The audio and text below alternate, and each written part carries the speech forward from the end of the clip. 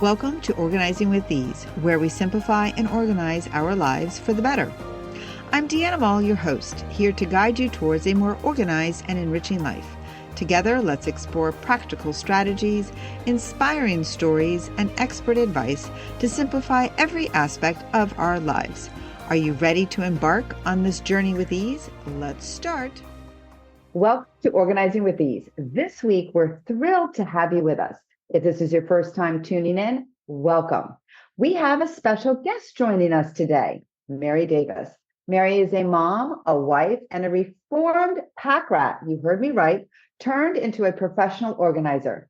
After 20 years in the corporate world, creating inventory control systems and administrative processes, she realized she could have a greater impact in helping people get organized. Mary knows that anyone can benefit from good organizational systems. She also knows it's hard to find at the time, motivation, and bandwidth. I think we can all agree with you, Mary, on that one.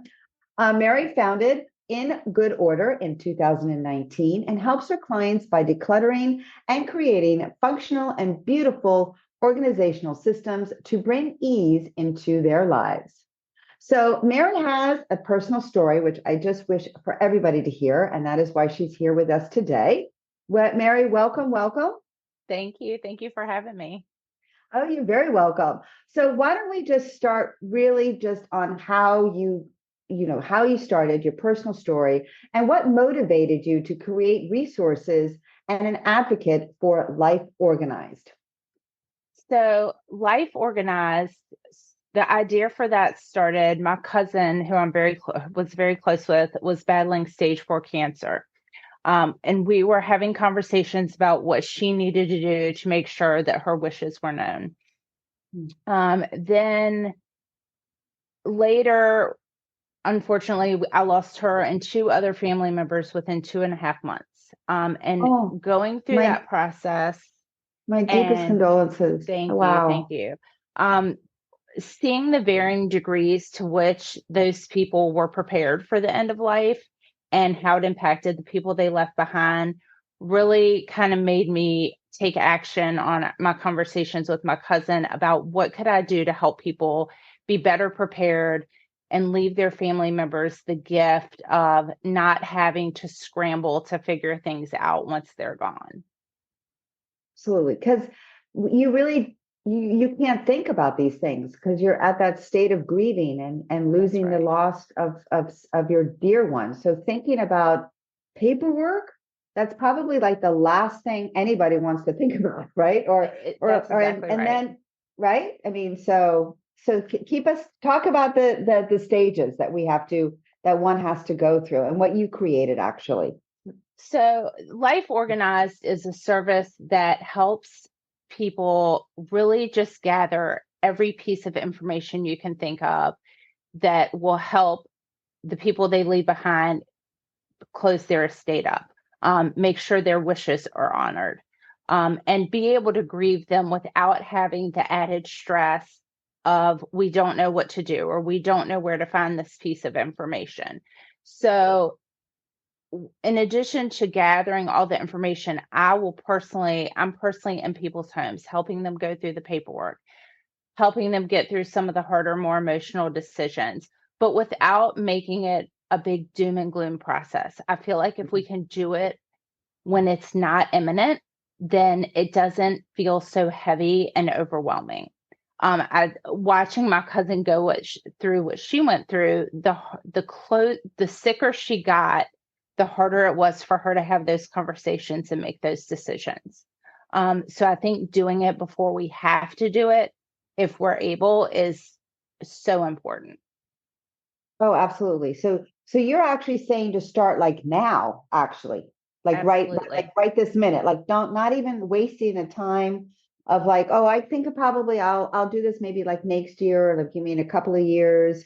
So you're actually saying let's start now planning, and then we can just move on. And if there is anything that needs to be addressed, it can be addressed now as opposed to later.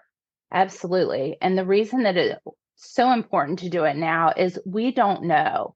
We don't know what's going to happen tomorrow. We don't know what's going to happen this afternoon. people die unexpectedly all of the time.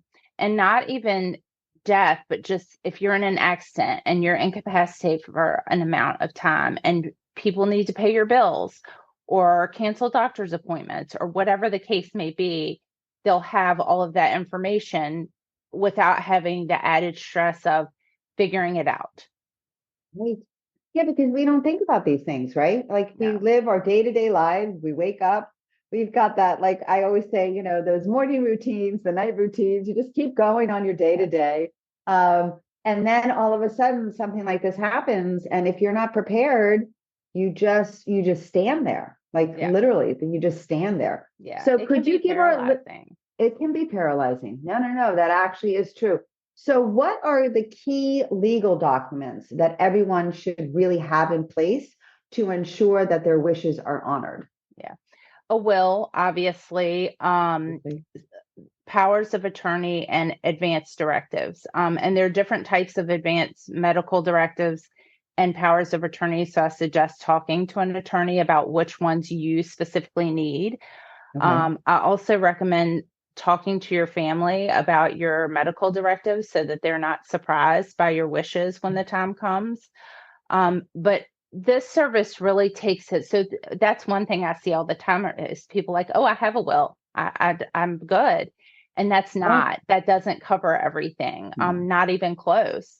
And attorneys, it's not what's in their wheelhouse to make sure that somebody knows your passwords and somebody knows what your burial wishes are. So this service really covers all of those things that the wills and the legal paperwork don't cover, in addition to making sure that people know where to find your will, where to find your directives when the time comes. No, yeah, you're absolutely right. And you're making me now think, like, where are my personal papers? Like in my house, do my kids know where to find my papers? Right. Like you right? Like, so like what steps can someone actually take to begin if they have like literally no idea where to start? Like I already have an idea of where I've started. I've already have all those, like I just said, I now just have to do that little step of if my children know where to find things. So that's my little homework. But for those listeners that have really like no idea what really needs to be done. I think aside from contacting you, of course. Yes. I think really starting with just making some notes about what's important to you. So that when you do reach out to an attorney, a financial advisor, whomever you need to reach out to, you have those thoughts down on paper. Reach out to an attorney. If you have a financial advisor, they can be a great resource, or an accountant. There's some great resources and checklists online that can help you kind of tick off the boxes. Okay. All right. So well, of course you have all your papers in order, right? And your family is all ready to go on that one, right? We're getting there, right? We're getting there, right? We're getting there, right? Yes, you're absolutely right. It's a process. Everything's a process, right? And that's really why this was such kind of a aha moment for me, is I don't have all of this stuff done. And now that I realize how important it is, I'm working through the process myself. I mean, I had the legal paperwork, but people knowing my computer passwords, it's simple things that we really just don't think about. No, that's so true. So is there like, so you do everything digitally, like you scan your documents and then put them online, or do you actually have hard copies and then you store them in like, one of those bins of, emergency grabs? So my service captures everything in a workbook. Account numbers, usernames, passwords, contacts, phone numbers, every piece of information is in a digital workbook. It can also be printed. I recommend keeping one of each, just as a backup.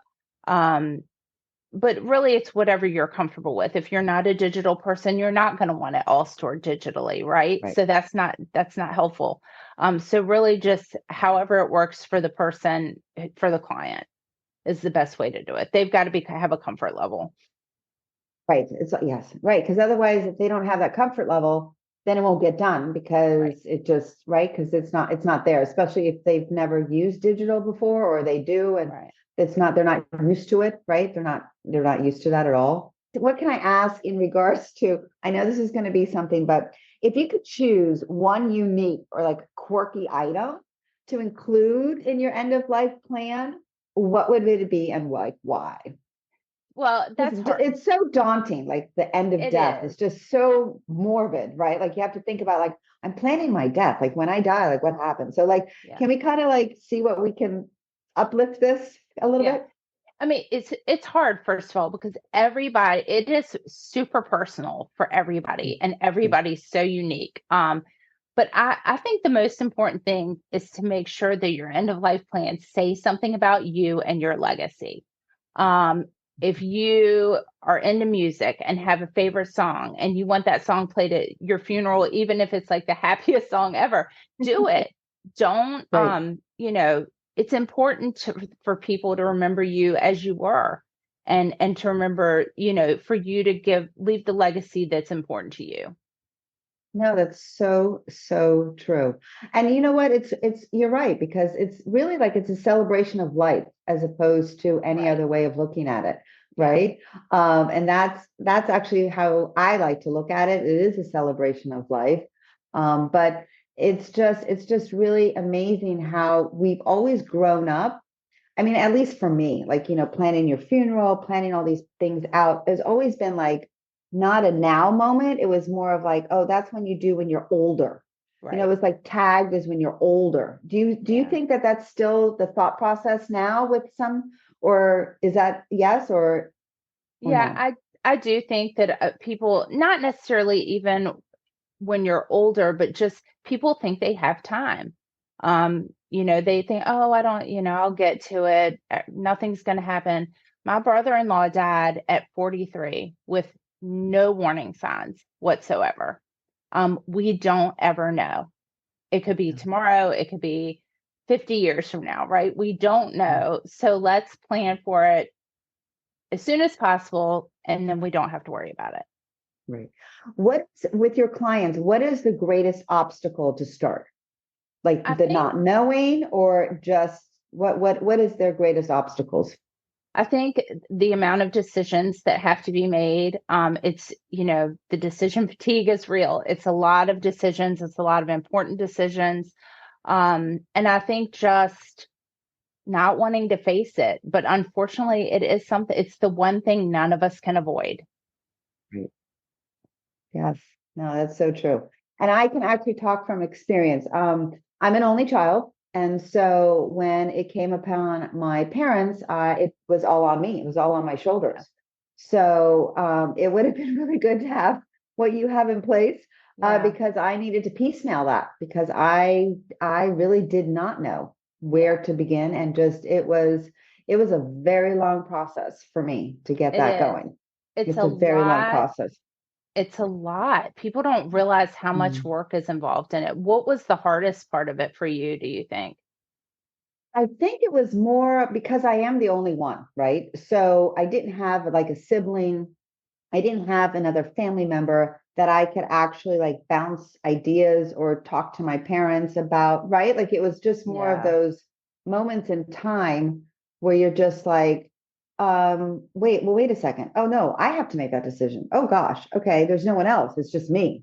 So had I had the directives from my parents, I did have it, but not, I had to find those directives. I don't know if Right. that makes any sense, but I Mhm. needed to find them in the paperwork, which was a process in itself. So, it was just a learning lesson. Yeah. That's why I can relate to what you're offering, because it is so important, because I don't wish anybody going through the experience that I personally had to do. Of course, I had my family with me as well, but it's not the same, right? Right. It's not the same. It's not. It's really No, not. I don't think no. people realize the amount of information that you need to settle someone's Mhm. estate. It's Yeah. an abundance of information. And when you're grieving, it just makes it that much more difficult. And people are having to deal with this not only while grieving, but while working and Yes. taking care of their families and still living their daily lives. It's a lot. I went through it with my dad 10 years ago, and it's a lot to deal with. Yes. No, no, no. It really is. And that is why I think this is such a strong message for everyone to listen to, how important it is to take care of it now. Yeah. And like what Mary is saying, that it is, you have to start now, just small steps, right? Mary, basically that's what you're saying. Yeah. You're saying like Yeah. small steps. You don't have to sit down and get it all done in one day, but any forward motion is still motion, right? Anything Right. you can do once a week, once a month, something is better than nothing. If we can make the process easier for the people we love, why wouldn't we? Right? Like let's it's a gift. It's really a gift It is a to do gift. that. No, yes, it is. It is. So what have you seen as the most challenging though? To gather all of it all at the same time? And then do you actually work with the clients and actually help them input that information? Or do the clients actually, you give them like what we call homework assignments and then they like do it themselves? Or how does that work with you?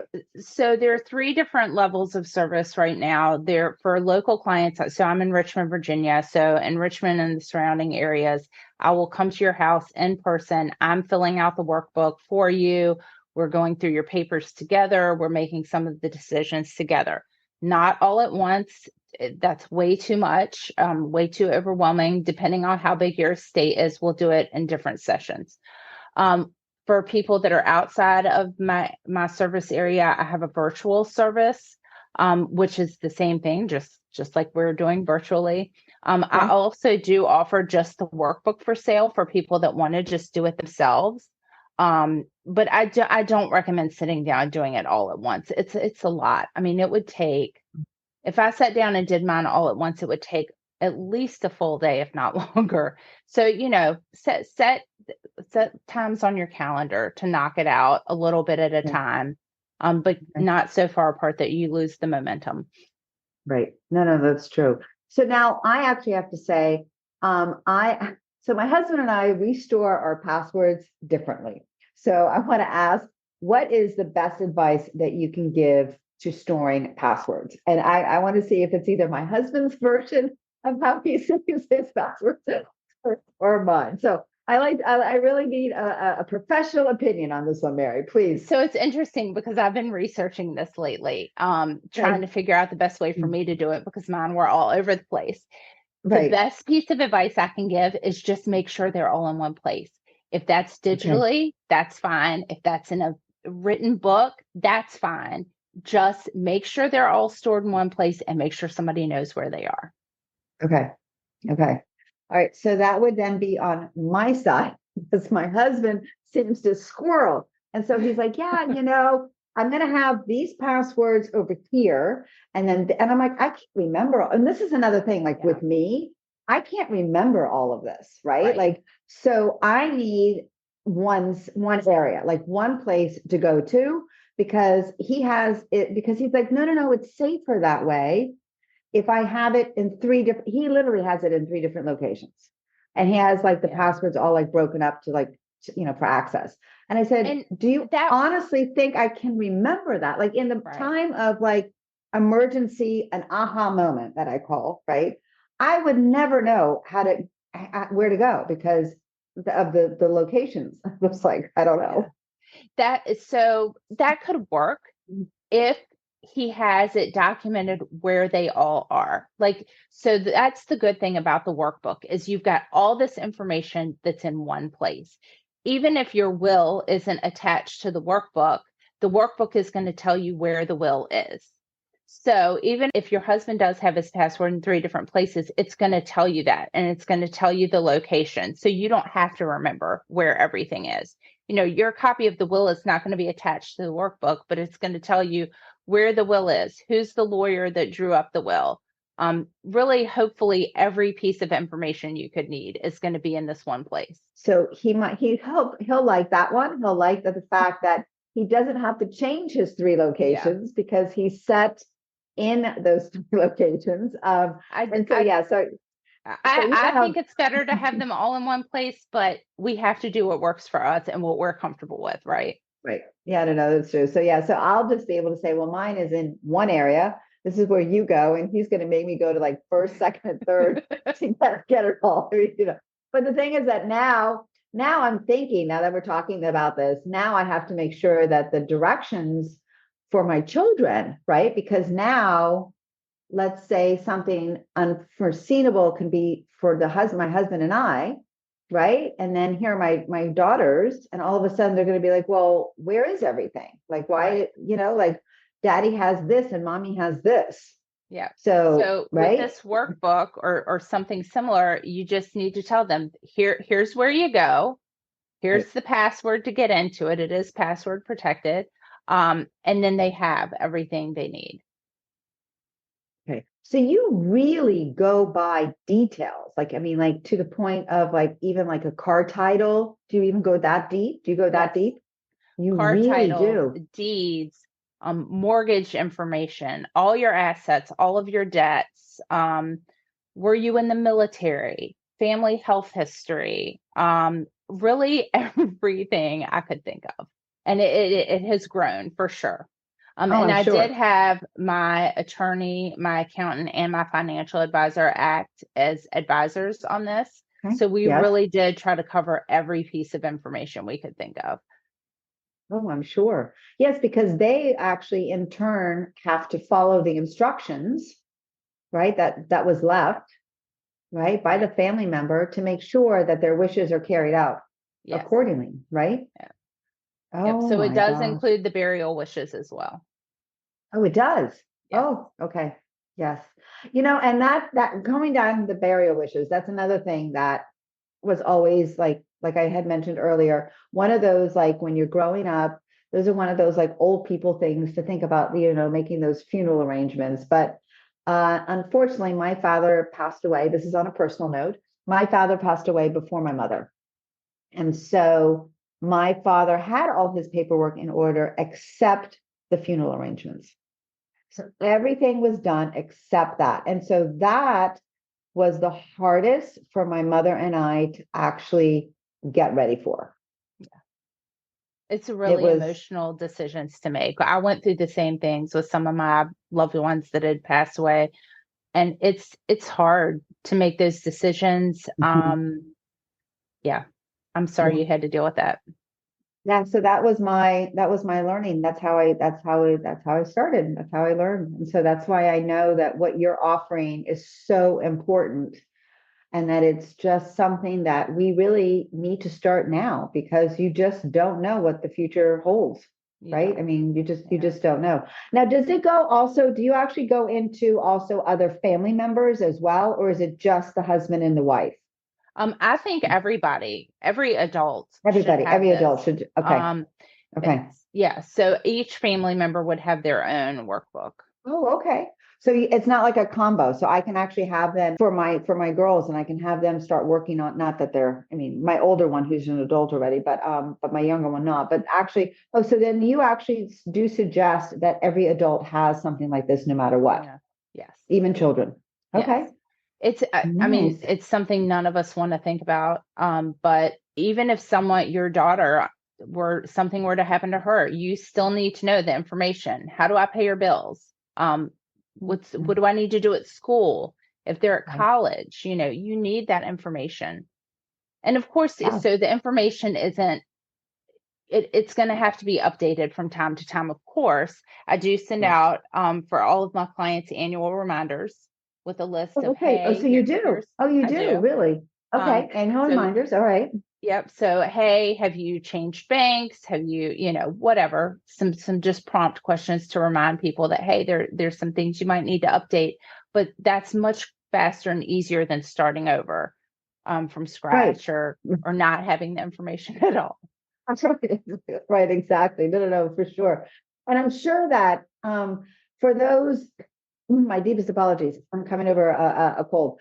For having, I mean, I'm thinking that this is like such a well prepared plan that it actually helps. And I mean, correct me if I'm wrong, but how would it help emotionally for those family members? It reduces the stress, the overwhelming, right? Absolutely. It's just less that they have to deal with. There are things that are unavoidable when you're dealing with someone's estate, right? There are legal things you have to take care of. You have to close accounts. You have to wrap things up. But if the people that are having to do that aren't having to search for the information to get it done, it's cutting the phone calls by half at least. It's cutting the amount of time and effort that they have to put into it. So it really does. And it's making them, I think, feel supported. Yes. No, you're absolutely right about that. You're absolutely right. That's that, because when you are at that point, in regards to the sadness, the grieving, your mental state is not about the paperwork. It's not about how to get things done, right? Because it's like all I remember, I was in a fog. That's how I called myself. I literally was like walking around in a fog. Yeah. Everyone's like, "Oh, you look so good." And I'm thinking, what did you say? I mean, sometimes people say the darndest thing. I guess they wanted to make you feel better, right? By losing somebody. Right. But that was like, I look good. What does that mean? Like, I didn't know how to process a lot of the comments, It's hard.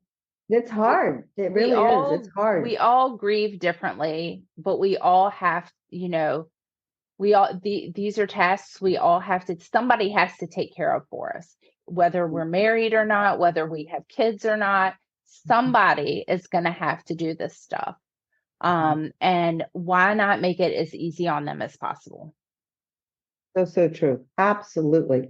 And so do you actually see your clients, once they start the process, do they then get more inspired to get it done quicker? Yeah, I think it's just like our regular organizing process, right? You kind of get the momentum. Okay. Right. Okay. And then do they also engage other family members, do you see, so that then those family members then get a little bit more inspired to get it done for themselves as well, like a dominoes effect? Yeah, I think they definitely are, and it helps them encourage their spouses or their parents to do it as well. Okay. Okay. Is there any stories that you could possibly share? I know this is totally confidential, but anything that might one of our listeners might resonate to say, actually, that's one of my family, and I need to actually now talk to them about that. Any stories that you could share? I come across a lot of people who think that. So I had a client call me recently, or a potential client call me recently, and she said, "My mom has a binder. She has everything in the binder, but I'm really worried she's missing something." So I think that people thinking they have everything, but not really knowing that they don't have everything. Okay. Okay. Yes, that's true. The not knowing of everything. Well, I cannot thank you enough, Mary. So our listeners, how can they get a hold of you? Because I might be buying that workbook, the one online, because I'm going to send that to my husband. Good. Okay. I definitely am. I really am. I'm not Nice. kidding. Because, like hint. yeah, hint, because I'm telling you, and we actually, and this is a true story. We went over this, I guess it was about like 2 weeks ago, because one of our neighbors in the neighborhood actually got their house broken into. Okay. Oh gosh.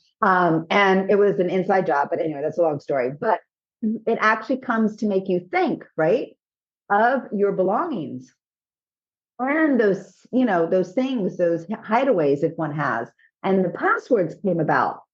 He's like, "Yeah, well, don't forget." And I'm thinking, "Oh, I already forgot as soon as you told me." Right? Like, right? So, but yes. So anyway, Mary, where can our listeners find you and get in touch with you? So, ingoodorderllc.com is my website. Contact information is all there. The email to reach me directly is hello@ingoodorderllc.com. Wonderful. And just to let you know, I will add to the show notes at the end, so that all of our listeners will be able to contact you directly. I cannot thank you enough.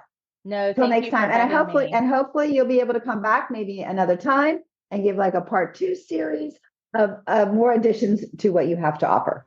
Oh, great. Thank you so much.